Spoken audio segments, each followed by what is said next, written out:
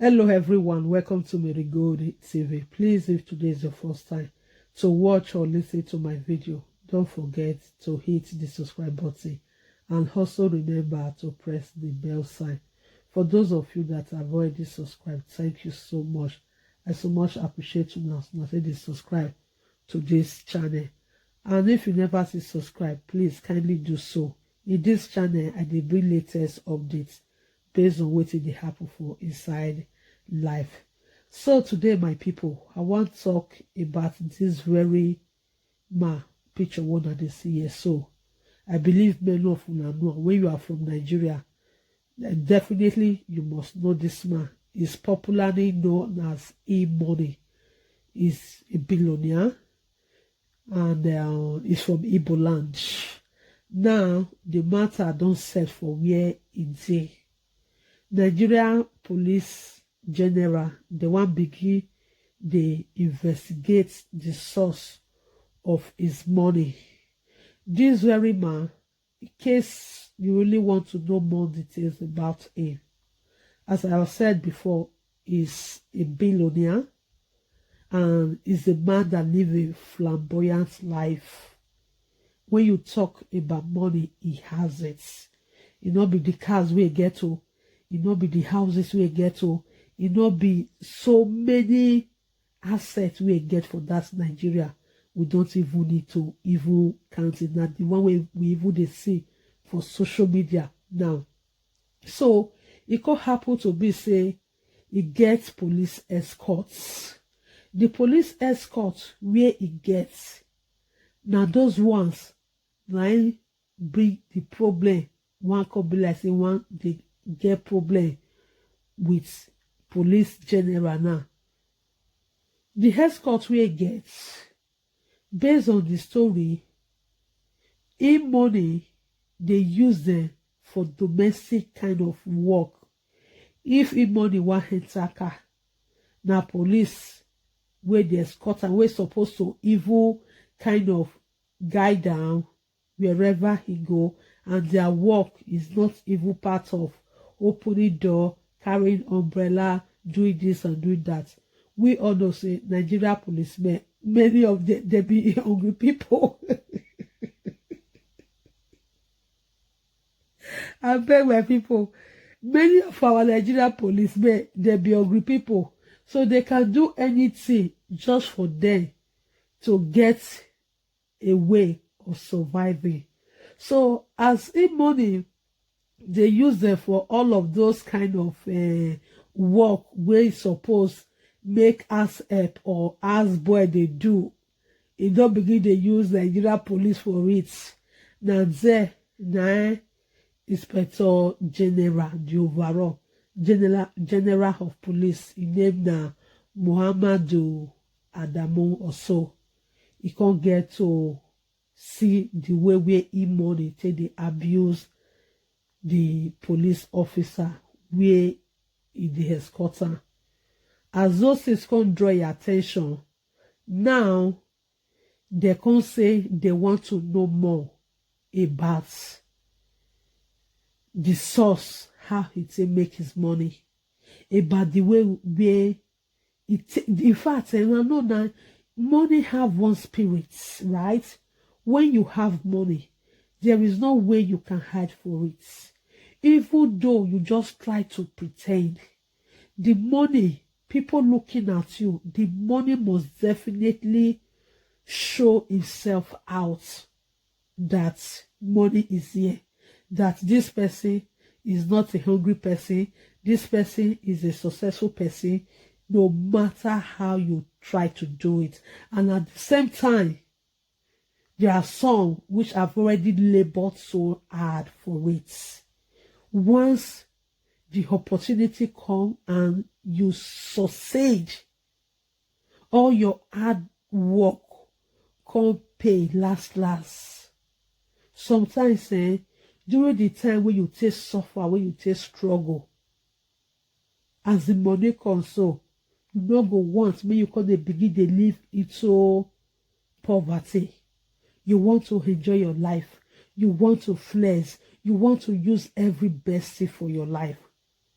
You understand? Because there is that money there for you to use. Many people may not know how you take struggle back then. Many go begin the suspect say, I mean, you go do blood money.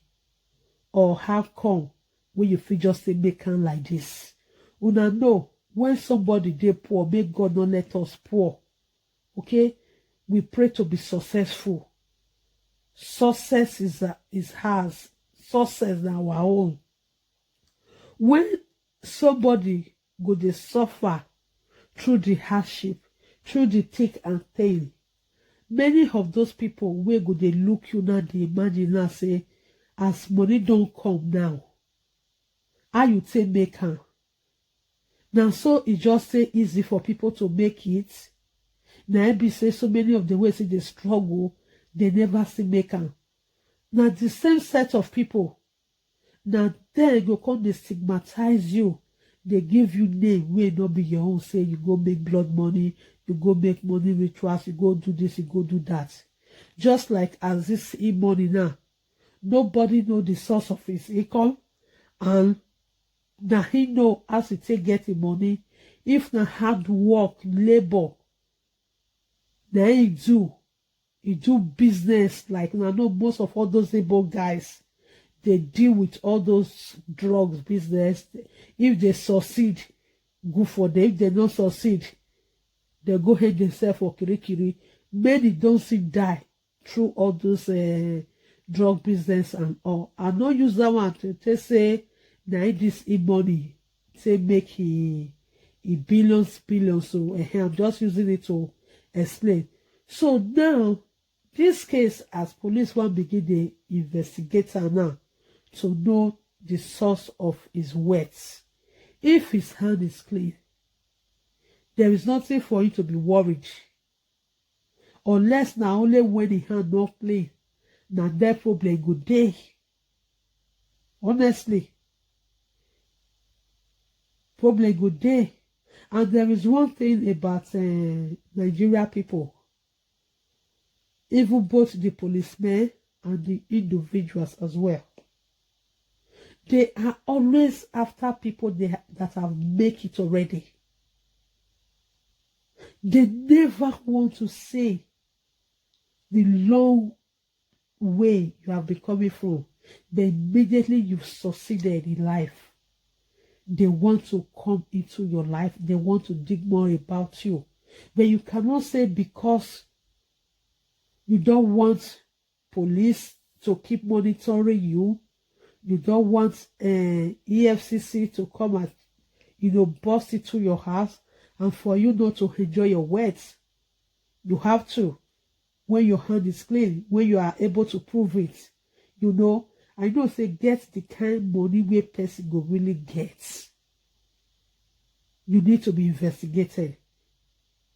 Even this abroad here, if you don't get better business, where you they do, where be say they really see quite clearly say now from here you say they make your money, you are in trouble. But for Nigeria home, the case is other way around. Anybody can become a billionaire even without even going through all this working hard, having a good proof that yes, you make your money through genuine way. Then they make all those Yahoo boys full for streets. Some of those billionaires, many of them, they be Yahoo. Many of them, they be kidnappers. Many of them, they be ritualists. Not be all some of them. So I so much believe that it is time for all those Nigeria police general, as they investigate the individual people, they still need to investigate the government. Yes, politicians, they need to investigate them. If we sit down, look at it all, both the politicians or both the ordinary people will make their money in where we know they clean. All of them are the same category they. But they not go where politicians they. to go get them arrested and investigate much about them. They are very quick to just dive on people wey be billionaire wey no dey under politics. Maybe not do like play. They just dey use time dey look for money from this e-money hand. Because Nigeria people, especially when it comes to all those police and all, they have different strategy that they always want to operate on. Last, the strategy where they go use for all those billionaires, because the billionaires they don't want stress. They go always finally succeed by getting something out of them. Later you call the year say, this person is free, they accuse her wrongly, they do this, they do that. In fact, that's our country. Now only God will just save the people there, honestly. Anything way Nigeria policemen see, may they take out. Yes, so since all of them, they don't want, may they stand up for Nigeria so that leaders will begin to do something for the poor cities where they there. Any billionaire will get the money where is equal to the tax. He can use them as slaves because now what they deserve with that one. Police will they never even pay salary for the past how many months. If you see billionaire, we say because they open door for her or may open gate for her, go do now.